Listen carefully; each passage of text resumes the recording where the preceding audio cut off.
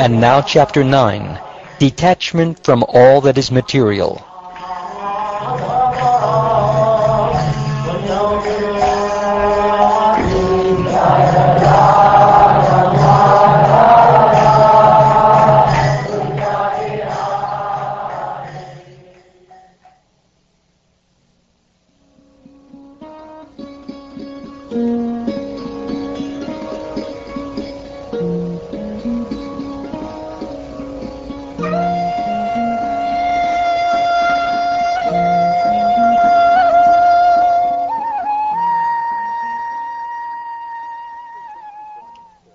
The saintly Brahmin said, "Everyone considers certain things within the material world to be most dear to him, and because of attachment to such things, one eventually becomes miserable. One who understands this gives up material possessiveness and attachment, and thus achieves unlimited happiness." Once a group of large hawks who were unable to find any prey attacked another weaker hawk who was holding some meat. At that time, being in danger of his life, the hawk gave up his meat and experienced actual happiness. In family life, the parents are always in anxiety about their home, children, and reputation. But I have nothing to do with these things. I do not worry at all about any family, and I do not care about honor and dishonor. I enjoy only the life of the soul, and I find love on the spiritual platform. Thus I wander the earth like a child.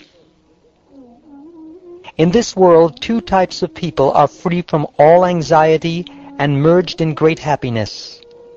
One who is a retarded and childish fool, and one who has approached the Supreme Lord, who is beyond the three modes of material nature. Once a marriageable young girl was alone in her house because her parents and relatives had gone that day to another place. At that time, a few men arrived at the house, specifically desiring to marry her. She received them with all hospitality. The girl went to a private place and began to make preparations so that the unexpected male guests could eat. As she was beating the rice, the conch shell bracelets on her arms were colliding and making a loud noise.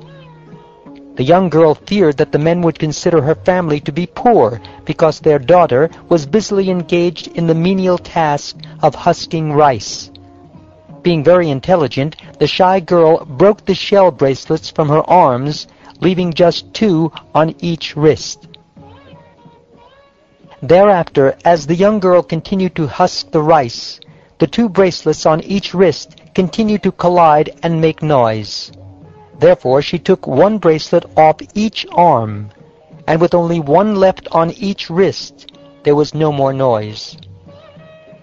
O subduer of the enemy, I travel throughout the surface of the earth, learning constantly about the nature of this world, and thus I personally witnessed the lesson of the young girl.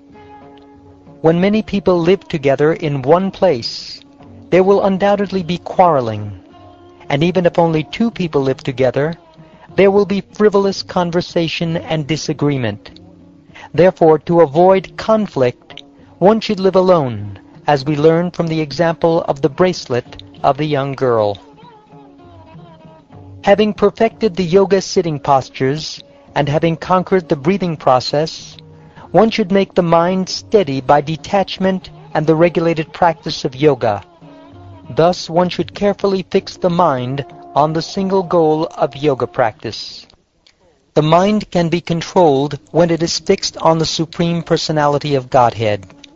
Having achieved a stable situation, the mind becomes free from polluted desires to execute material activities.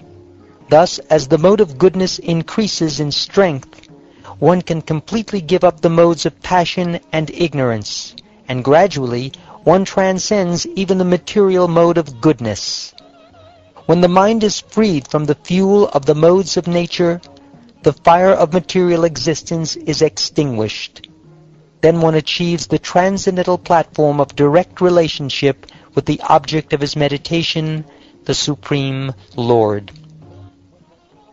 Thus, when one's consciousness is completely fixed in the absolute truth, the Supreme Personality of Godhead, one no longer sees duality or internal and external reality.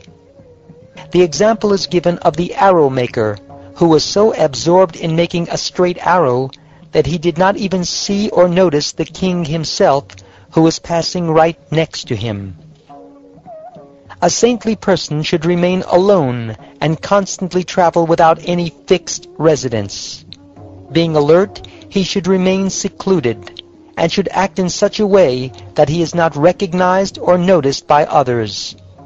Moving without companions, he should not speak more than required. When a person living in a temporary material body tries to construct a happy home, the result is fruitless and miserable. The snake, however, enters a home that has been built by others and prospers happily. The Lord of the universe, Narayan, is the worshipable God of all living entities. Without extraneous assistance, the Lord creates this universe by his own potency. And at the time of annihilation, the Lord destroys the universe through his personal expansion of time and withdraws all of the cosmos, including all the conditioned living entities, within himself. Thus his unlimited self is the shelter and reservoir of all potencies. The subtle pradhan, the basis of all cosmic manifestation, is conserved within the Lord, and is in this way not different from him. In the aftermath of annihilation, the Lord stands alone. When the Supreme Personality of Godhead displays his own potency in the form of time, and guides his material potencies, such as the mode of goodness, into a neutral condition of equilibrium, he remains as the supreme controller of that neutral state called pradhan, as well as of the living entities. He is also the supreme worshipable object for all beings, including liberated souls, demigods, and ordinary conditioned souls. The Lord is eternally free from any material designation, and he constitutes the totality of spiritual bliss, which one experiences by seeing the Lord's spiritual form.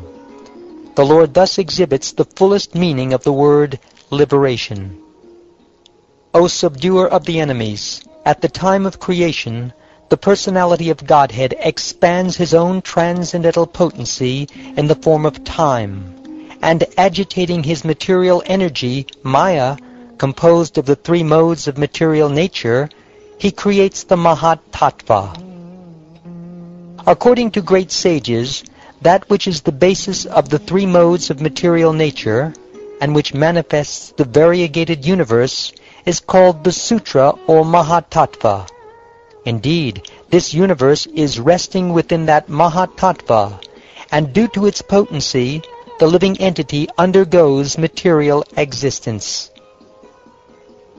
Just as from within himself the spider expands thread through his mouth, plays with it for some time, and eventually swallows it, similarly, the Supreme Personality of Godhead expands his personal potency from within himself. Thus the Lord displays the network of cosmic manifestation, utilizes it according to his purpose, and eventually withdraws it completely within himself. If out of love, hate, or fear, an embodied soul fixes his mind with intelligence and complete concentration upon a particular bodily form, he will certainly attain the form that he is meditating upon. O king, once a wasp forced a weaker insect to enter his hive and kept him trapped there. In great fear, the weak insect constantly meditated upon his captor, and without giving up his body, he gradually achieved the same state of existence as the wasp. Thus one achieves a state of existence according to one's constant concentration. O king, from all these spiritual masters I have acquired great wisdom. Now please listen as I explain what I learned from my own body. The material body is also my spiritual master, because it teaches me detachment. Being subject to creation and destruction, it always comes to a painful end. Thus, although using my body to acquire knowledge, I always remember that it will ultimately be consumed by others, and remaining detached, I move about this world. A man attached to the body accumulates money with great struggle to expand and protect the position of his wife, children, property, domestic animals, servants, homes, relatives, friends, and so on. He does all this for the gratification of his own body. As a tree before dying produces the seed of a future tree, the dying body manifests the seed of one's next material body in the form of one's accumulated karma. Thus, assuring the continuation of material existence, the material body sinks down and dies. A man who has many wives is constantly harassed by them. He is responsible for their maintenance, and thus all of the ladies constantly pull him in different directions, as each struggles for her self-interest. Similarly, the material senses harass the conditioned soul, pulling him in many different directions at once. On one side, the tongue is pulling one to arrange tasty food. Then thirst drags one to get a suitable drink. Simultaneously, the sex organs clamor for satisfaction, and the sense of touch demands soft, sensuous objects. The belly harasses one until it is filled. The ears demand to hear pleasing sounds. The sense of smell hankers for pleasant aromas, and the fickle eyes clamor for pleasing sights. Thus the senses, organs, and limbs, all desiring satisfaction, pull the living entity in many directions. The Supreme Personality of Godhead, expanding his own potency, Maya Shakti, created innumerable species of life to house the conditioned souls. Yet by creating the forms of trees, reptiles, animals, birds, snakes, and so on, the Lord was not satisfied within his heart. Then he created human life, which offers the conditioned soul sufficient intelligence to perceive the absolute truth, and became pleased. After many, many births and deaths, one achieves the rare human form of life, which, although temporary, affords one the opportunity to attain the highest perfection. Thus a sober human being should quickly endeavor for the ultimate perfection of life, as long as his body, which is always subject to death, has not fallen down and died. After all, sense gratification is available even in the most abominable species of life, whereas Krishna consciousness is possible only for a human being. Having learned from my spiritual masters, I remain situated in realization of the Supreme Personality of Godhead, and, fully renounced and enlightened by realized spiritual knowledge, wander the earth without attachment or false ego. Although the absolute truth is one without a second, the sages have described him in many different ways.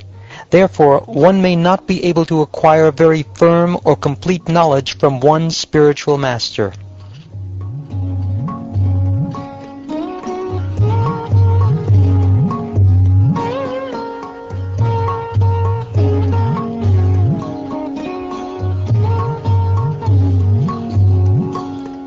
Having thus spoken to King Yadu, the wise Brahman accepted obeisances and worship from the king, and felt pleased within himself. Then, bidding farewell, he left exactly as he had come. O Uddhava, hearing the words of the Avaduta, the saintly King Yadu, who is the forefather of our own ancestors, became free from all material attachment, and thus his mind was evenly fixed on the spiritual platform.